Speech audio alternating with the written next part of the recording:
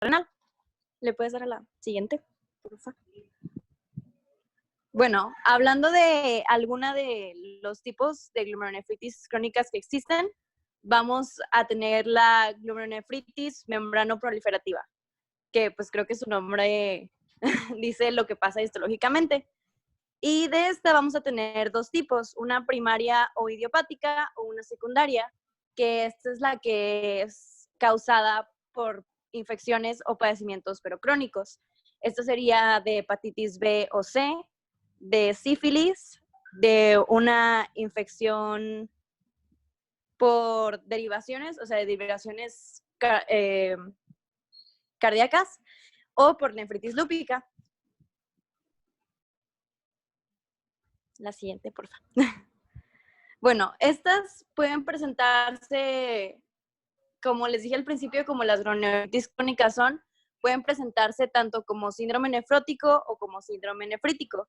También hay una hematuria microscópica persistente y asintomática, una proteinuria y algo, pues como característico de aquí es que los niveles séricos de complemento van a estar bajos, de C3.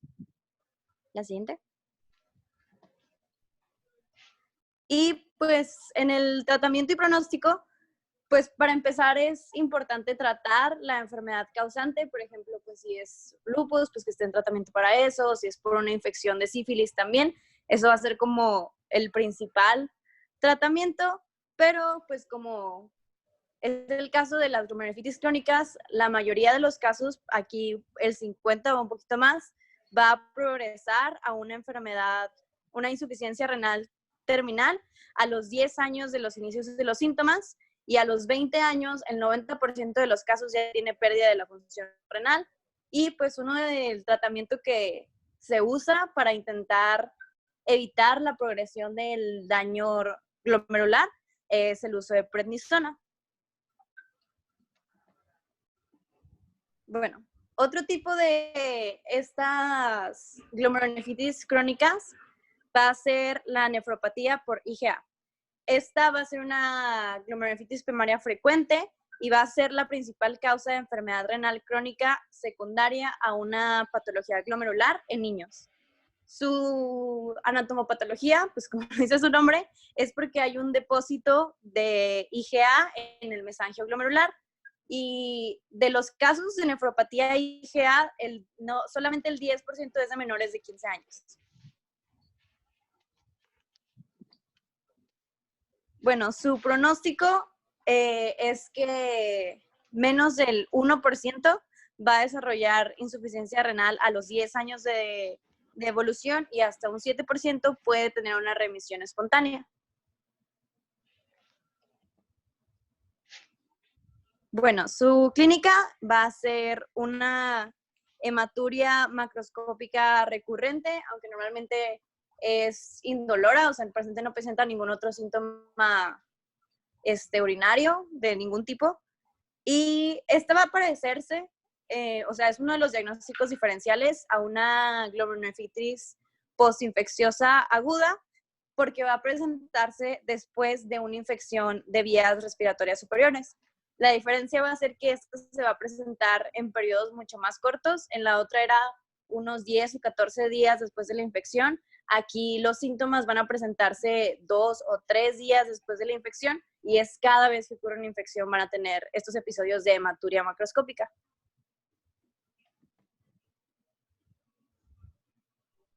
Y tratamiento pues va a ser pues más, pues sí, va a ser principalmente corticoides o también puede apoyarse con antiproteinúricos o YECAS o ARA2.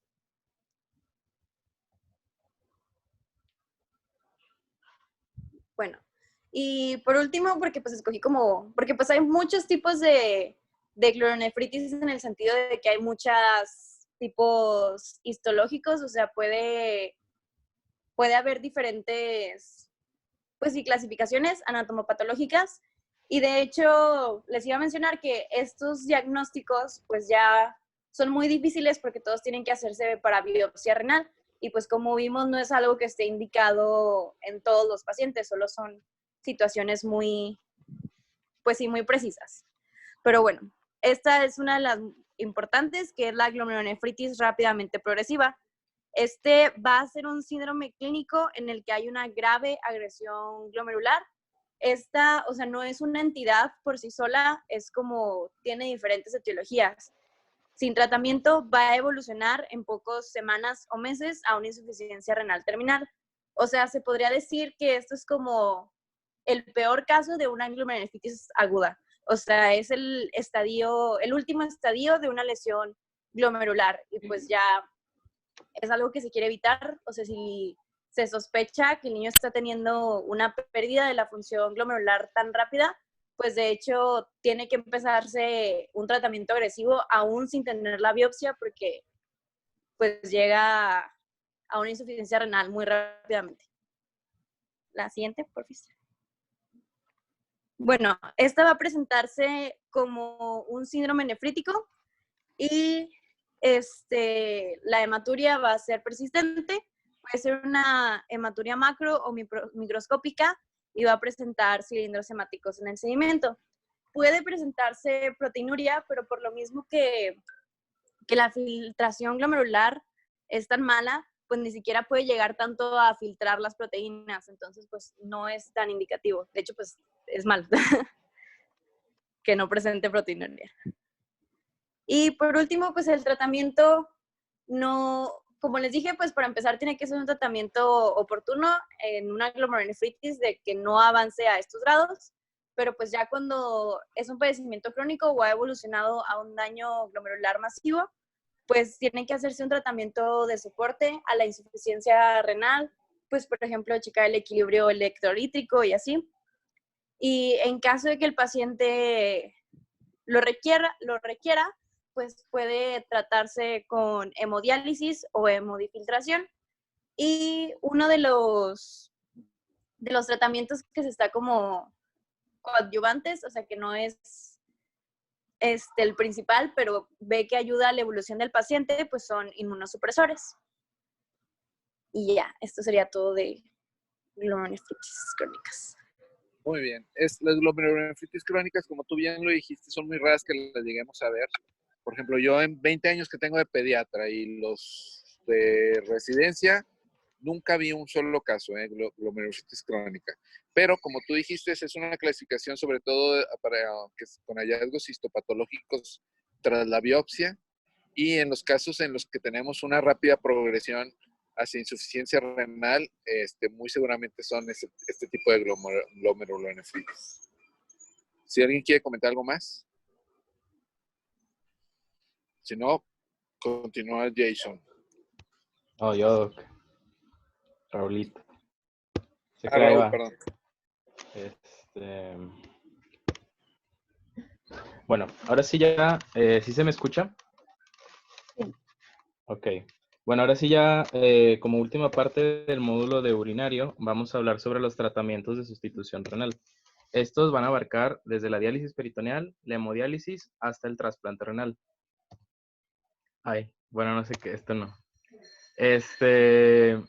Bueno, como pequeña introducción hacia este tipo de tratamientos de sustitución renal, se habla que el trasplante renal siempre va a ser la terapia renal sustitutiva de elección, siempre va a ser la definitiva y siempre va a ser la que se va a preferir.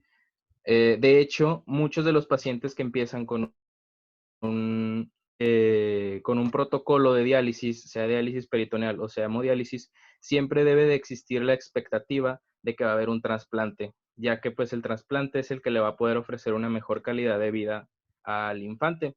Y bueno, aquí se menciona nada más como razones rápidas, como razones para no realizar un trasplante, sería la infección activa, la necesidad de reparar quirúrgicamente la vía urinaria, ya que siempre se le va a dar prioridad a hacer esa reparación de la vía urinaria, o alguna reparación de alguna deformidad anatómica o malformación de la pared abdominal.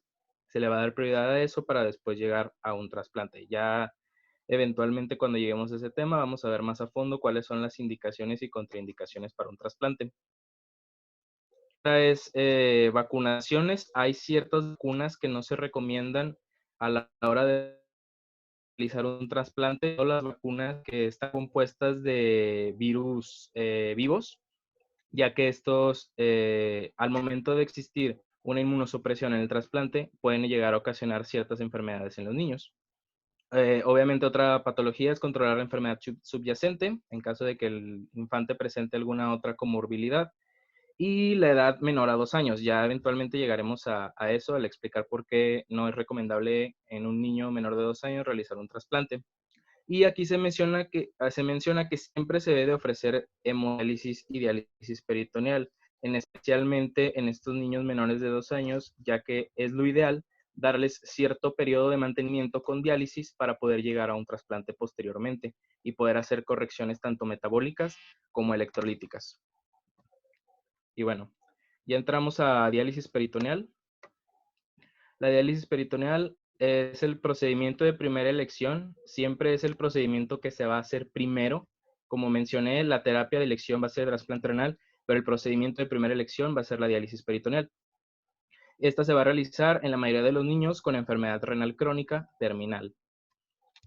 Entonces, ¿cuál es el principio de esta diálisis? Es insertar un catéter, ya les diré qué tipo de catéter es, a través de la pared abdominal hasta llegar a la membrana peritoneal, o a la cavidad peritoneal más bien.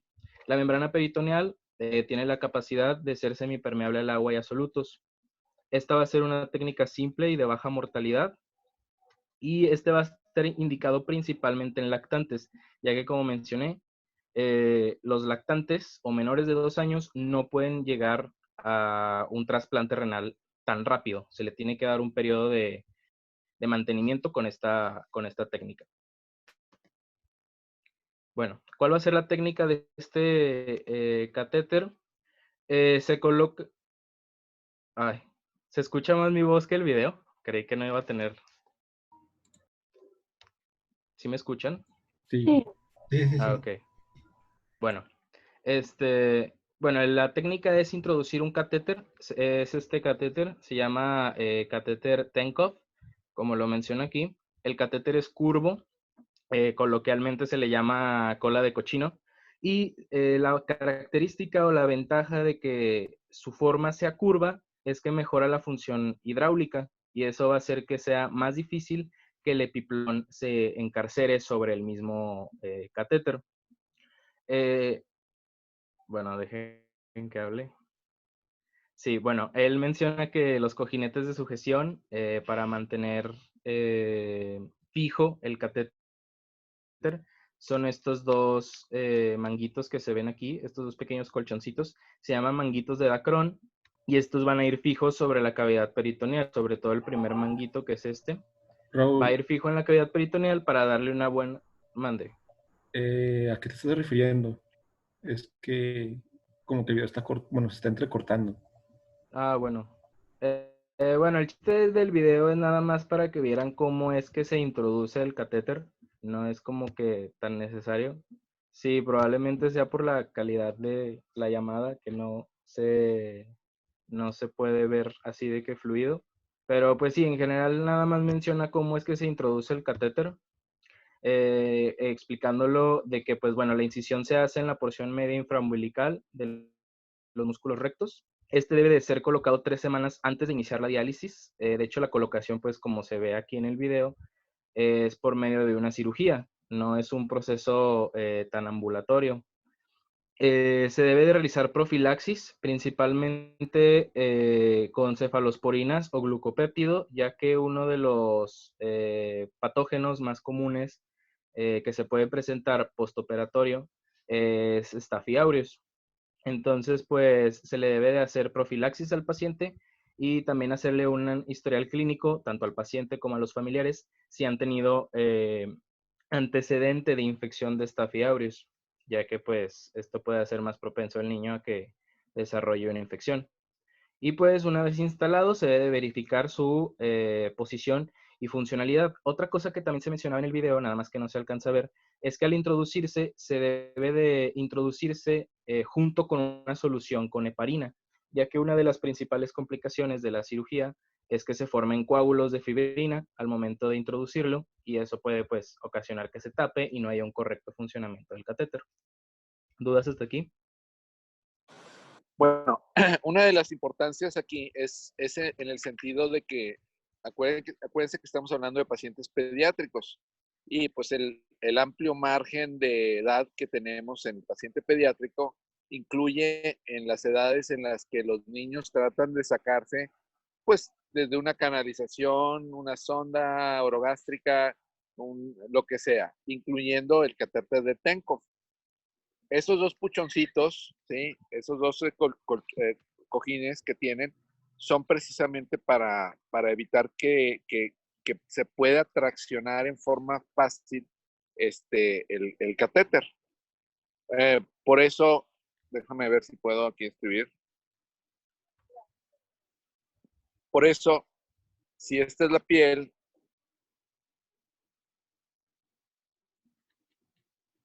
este es el músculo, y aquí estaría el peritoneo, el catéter de Tenkov que va a entrar en forma de túnel, es decir, no entra directo, ¿verdad? Sino entra por un lado, la pared abdominal, en la pared abdominal, y por el otro lado entra hacia el peritoneo.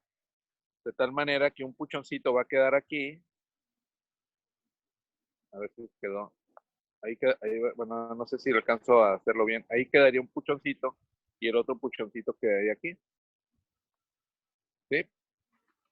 Sí. Y ya con eso ya tienes un poquito más de, ¿qué le diremos? Estabilidad o fuerza en la estabilidad del catéter. ¿Ok? Ok. Sí, Bueno. Ahora sí, entrando a los cuidados del catéter, ya que pues como bien mencionó el doctor, una de las principales ventajas que ofrece el catéter de Tenkov es que pues tiene esos colchoncitos, esos manguitos de Dacron que permiten que el catéter se pueda inmovilizar y eso hace que pues los niños pues por mera curiosidad no se lo quieran arrancar o estar moviendo. Entonces pues bueno, los cuidados del catéter va a ser inmovilizar el catéter para evitar tracciones. Esto independientemente porque, como se puede observar en la imagen, nada más que no conseguí una imagen de un catéter en un niño, pero pues el catéter queda afuera.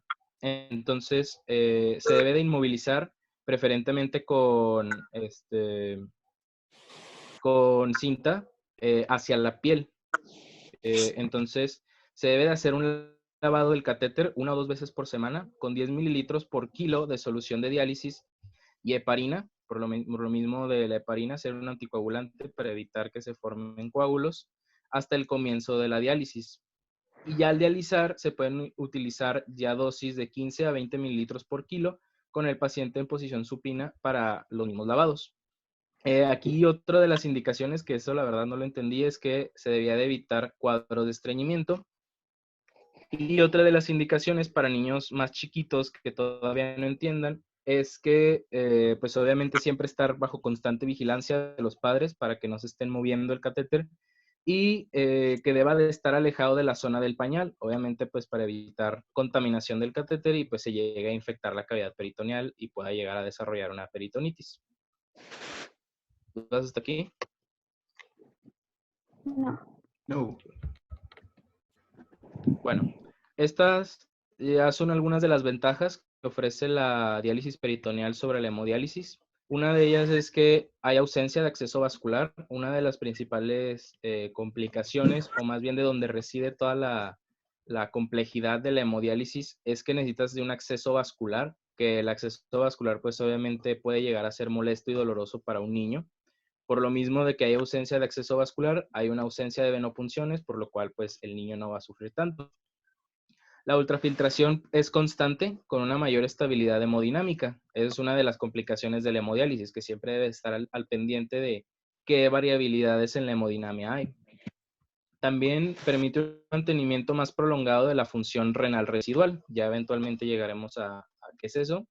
Y también pues permite que haya una menor estancia hospitalaria, ya que pues las sesiones llegan a ser lo bastante cortas, el niño no llega a estar tanto tiempo en la sala de diálisis y pues prácticamente pues puede llegar a desarrollarse bien en ámbito escolar, el niño al no estar tanto tiempo en el hospital.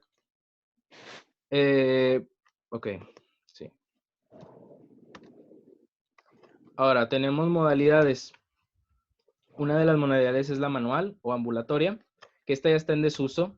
Esta pues es prácticamente como se puede observar en la imagen, que una enfermera o algún papá que ya esté capacitado para poder hacerlo, él mismo esté dializando al niño.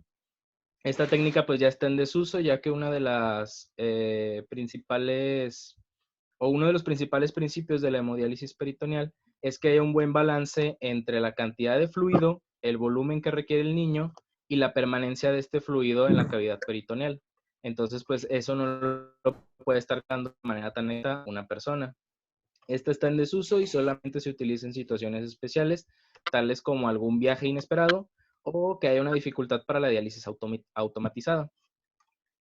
Y la que es más utilizada es la diálisis automatizada. Esta, pues como ya mencioné, es la que más se usa y pues esta es muchísimo más exacta. Como ya mencioné, permite un mejor equilibrio entre el fluido, la permanencia y el volumen requerido. Y pues ya, en general es eso.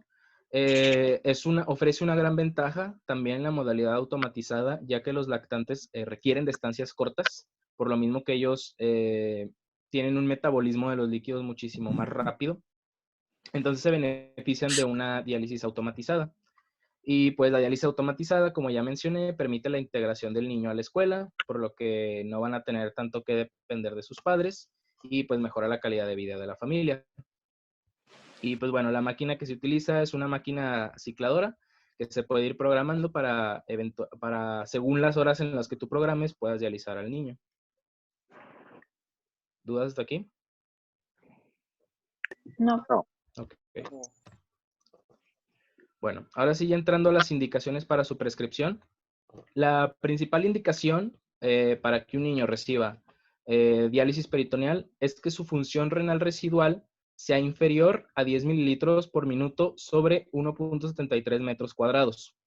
La función renal residual, recordemos, es la media aritmética del aclaramiento de urea sobre la creatinina en orina de 24 horas. Entonces, debe iniciarse antes debe iniciarse antes de llegar a esa función renal residual si el paciente presenta una sobrecarga hídrica con signos de edema pulmonar e hipertensión. De hecho, la sobrecarga hídrica es un biomarcador muy útil que da datos de insuficiencia cardíaca y de fracaso renal agudo.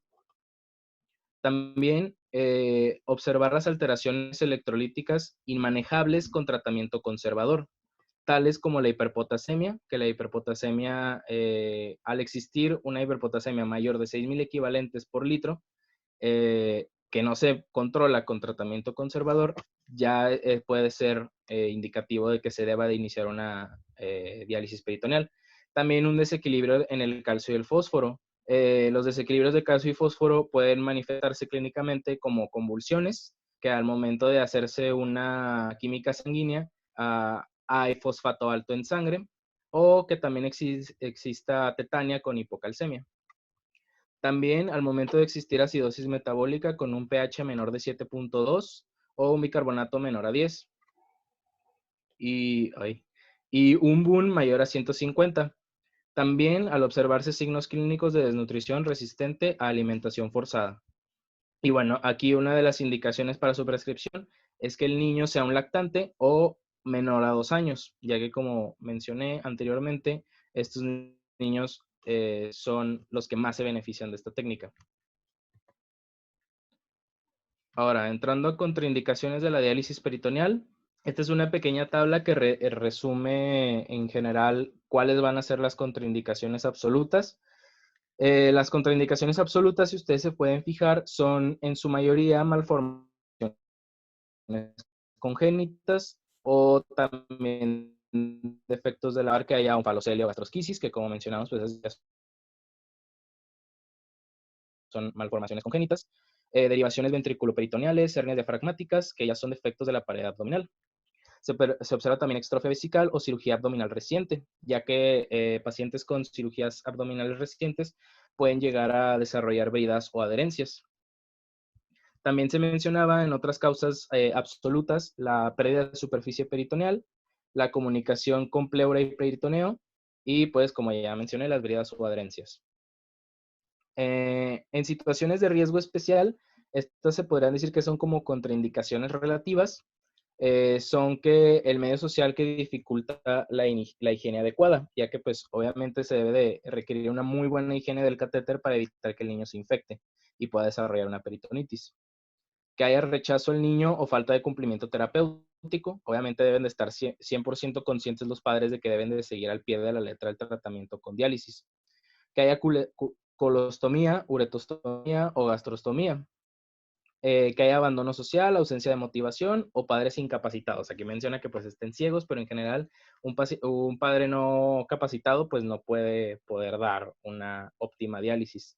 También menciona en otras contraindicaciones relativas la obesidad extrema, masas abdominales y hernias umbilicales. Son principalmente otras de las contraindicaciones relativas.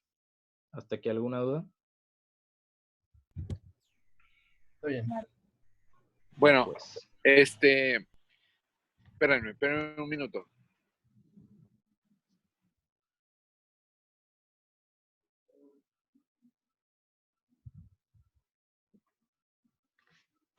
Ya, perdón.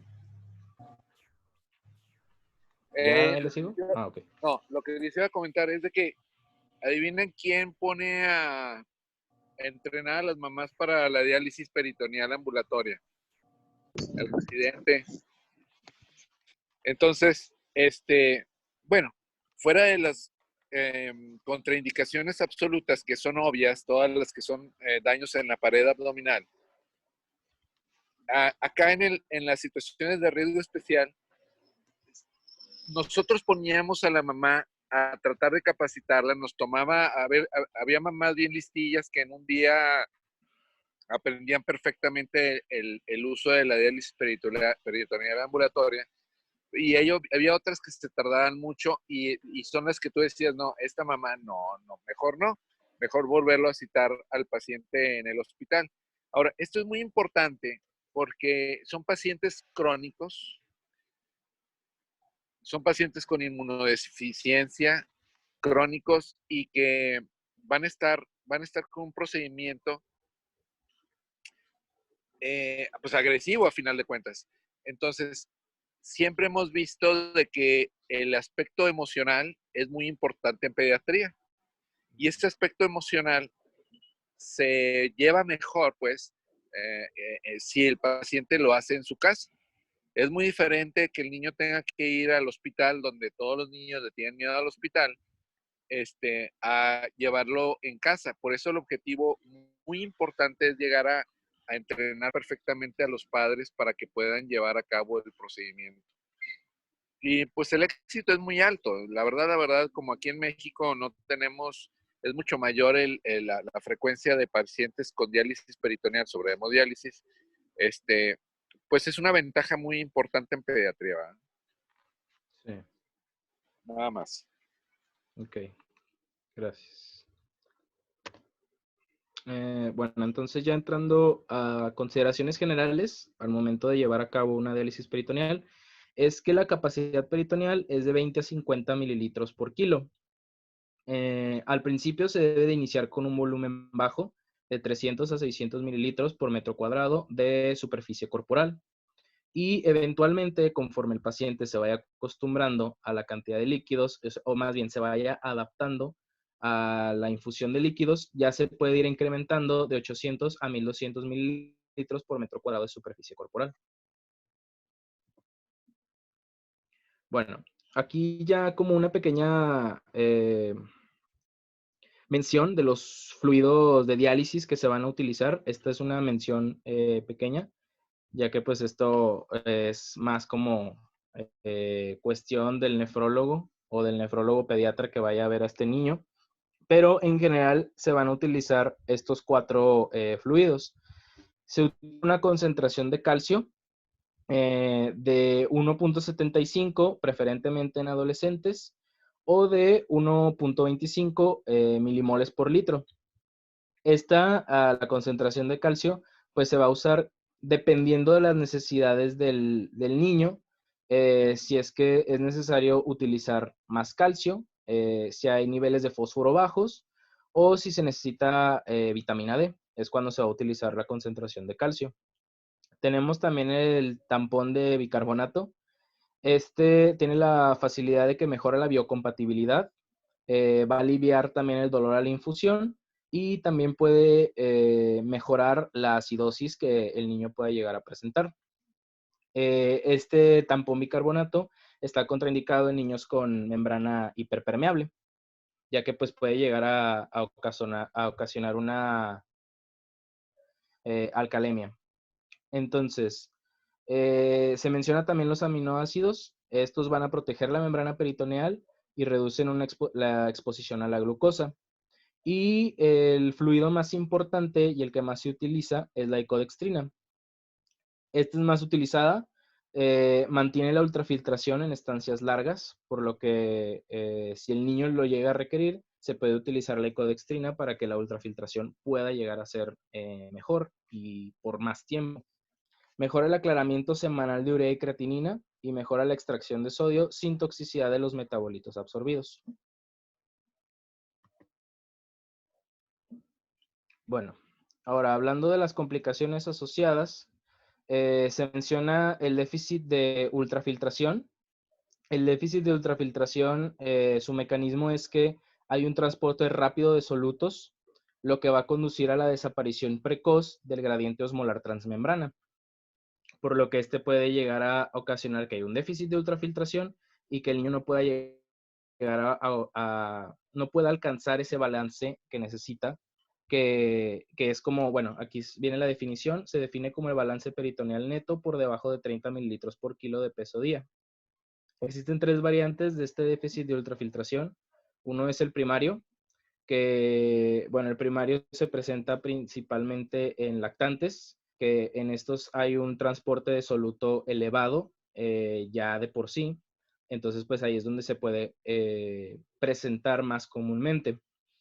Está el déficit de ultrafiltración adquirido, que este es por efectos secundarios de los fluidos mismos que ya mencioné.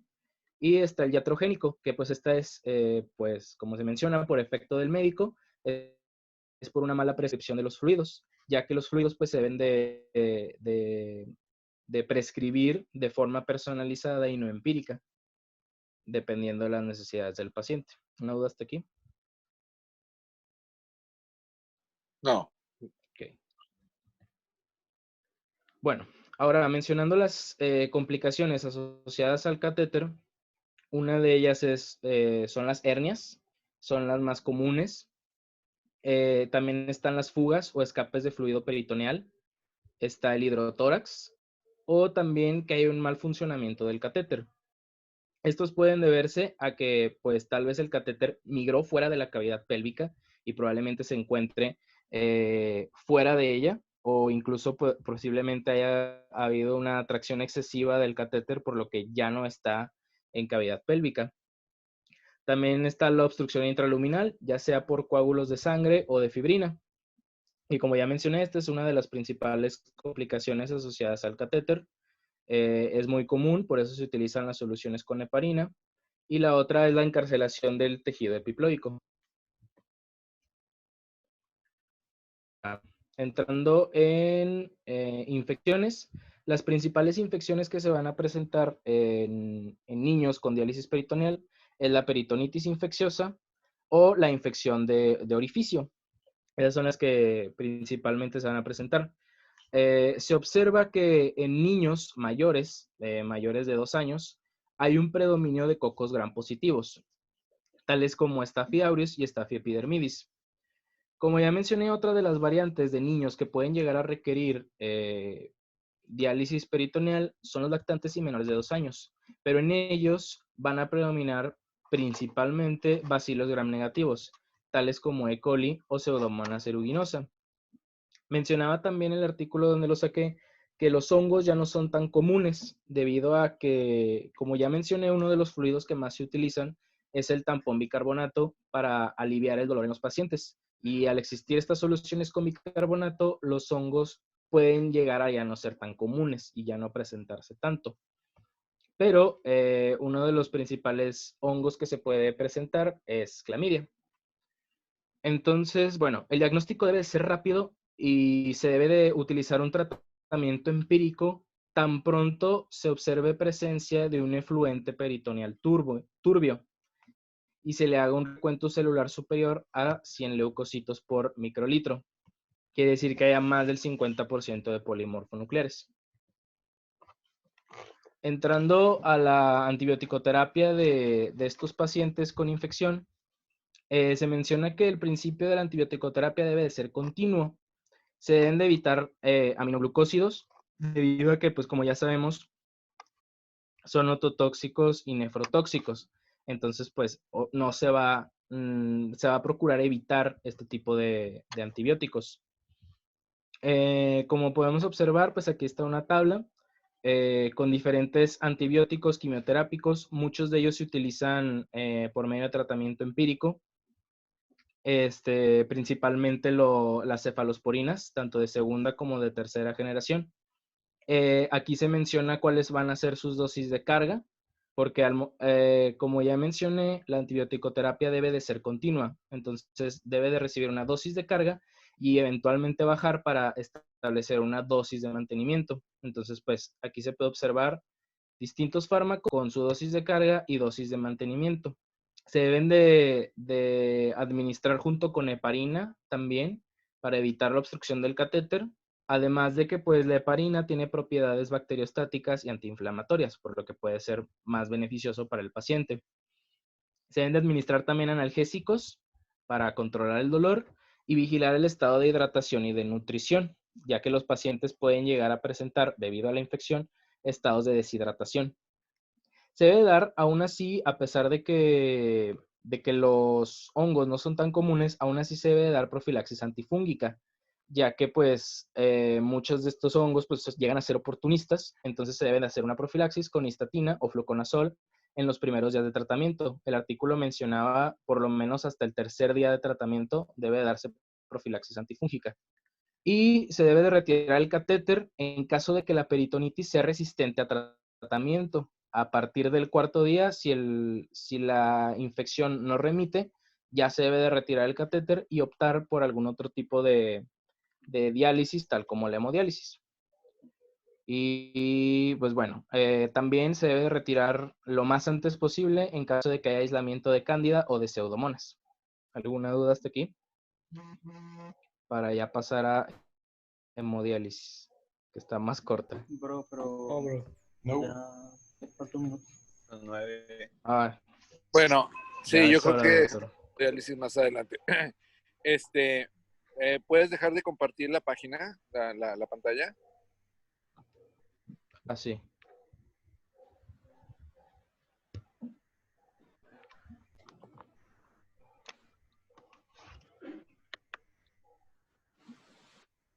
Ahí. Listo.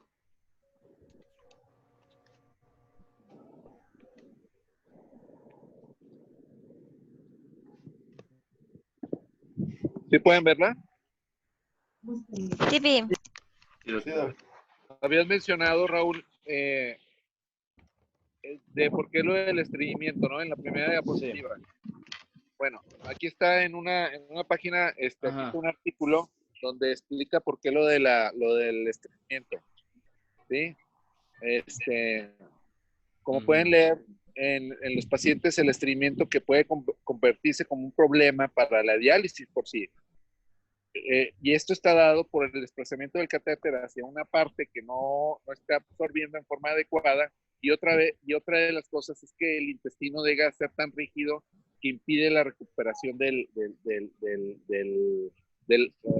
líquido y por lo tanto, bueno, del intercambio de diálisis que estás buscando, se llega a afectar, aquí dice que hasta un 50%. Y que a su vez el estreñimiento puede favorecer el desarrollo de hernias, complicaciones de la pared abdominal y incluso el paso de bacterias, ¿verdad? Entonces, ¿y por qué está dado el estreñimiento en este tipo de pacientes? Pues ahí están los factores, ¿no? Sí, aquí están. Entonces, el estreñimiento puede deberse a los factores tanto como la pared intestinal con el cual cursan muchos de los pacientes con diálisis peritoneal, la dieta pobre en fibra, la falta de movilidad, ¿sí? A veces los pacientitos, mira, bueno, en pediatría no tenemos tanto ese problema porque ustedes saben cómo son los niños, ¿no? Un niño con apendicectomía, al otro día quiere andar brincando, corriendo, haciendo todo su despapalle. Y un paciente adulto, pues es desde adolescente hasta adulto, te operan de apéndice y no quieres ni moverte durante 10 días. Entonces, pero la falta de movilidad también proporciona, también es un factor que puede coadyuvar a la presencia de estreñimiento. ¿Sí? Ok. ¿Sí te quedó claro, Raúl?